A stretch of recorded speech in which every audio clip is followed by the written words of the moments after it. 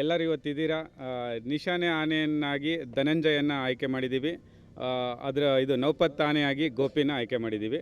So ಉಳಿದ ಆನೆಗಳು ಸಾಲಾನೆಯಲ್ಲಿ ಪಾಲ್ಗೊಳ್ತಾವೆ. ಕುಮ್ಕಿ ಆನೆ ಹಿರಣ್ಯ ಮತ್ತು ಲಕ್ಷ್ಮಿ.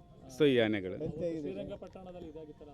ಅದು ಏನಂದರೆ ಘಟನೆನೇ ಅಲ್ಲ ಅದು. ಯಾಕೆಂದರೆ ಅದು ಯೂಸ್ವಲಿ ಏನಂದರೆ ಲಕ್ಷ್ಮೀದು ಲಾರಿ ಹತ್ತುವಾಗ ಒಂದು ಹಠ ಇರುತ್ತೆ, ನಾನು ಲಾರಿ ಹತ್ತಲ್ಲ ಅಂತ. ಶ್ರೀರಂಗಪಟ್ಟಣದಲ್ಲಿ ಚೆನ್ನಾಗಿ ಕಬ್ಬು ಮತ್ತು ಬೆಲ್ಲ ಕೊಟ್ಬಿಟ್ಟಿದ್ದಾರೆ, ರಾತ್ರಿ ಅವ್ರು ಚೆನ್ನಾಗಿ ಕಬ್ಬು ಬೆಳೀತಾರೆ ಅಂತೇಳಿ. ಸೊ ಅದಕ್ಕಾಗಿ ಅದು ಹಠ ಅಲ್ಲಿಂದ ನಾನು ಶ್ರೀರಂಗಪಟ್ಟಣದಿಂದ ಎಲ್ಲಿ ಲಾರಿಯಲ್ಲಿ ಹತ್ತಿಸ್ಕೊಂಡು ವಾಪಸ್ ಕ್ಯಾಂಪಿಗೆ ಕರ್ಕೊಂಡು ಹೋಗ್ತಾ ಇದ್ದಾರೇನೋ ಅಂತ ಹೇಳ್ಬಿಟ್ಟು ಹಠ ಮಾಡಿದೆ, ಅಷ್ಟೇ ಬಿಟ್ಟರೆ ಮತ್ತೇನಿಲ್ಲ ಅದರಲ್ಲಿ. ಇಲ್ಲ ಖಂಡಿತ ಇಲ್ಲ. ನೀವು ಅದಾದಮೇಲೆ ನೋಡ್ಬೋದು, ಜಸ್ಟ್ ಅದು ನಡೆದಿರೋ 30 ಸೆಕೆಂಡ್ಸ್ನ ಹತ್ತಲ್ಲ ಅಂತ ಹಠ ಮಾಡ್ತು. ಆಮೇಲೆ ನಮ್ಮ ಮಾವುತ ಕಾವಡಿ ಅದನ್ನು ಸ್ವಲ್ಪ ಬೆದರಿಸ್ಬಿಟ್ಟು ಹತ್ತಿಸಿದ್ರು. ಅದಾದಮೇಲೆ 3.5 ತಾಸು ಮೆರವಣಿಗೆ ನಡೆದಿದೆ. ಲಕ್ಷಾಂತರ ಜನದಲ್ಲಿ ಮಧ್ಯದಲ್ಲಿ ಹಾದೋಗಿದೆ.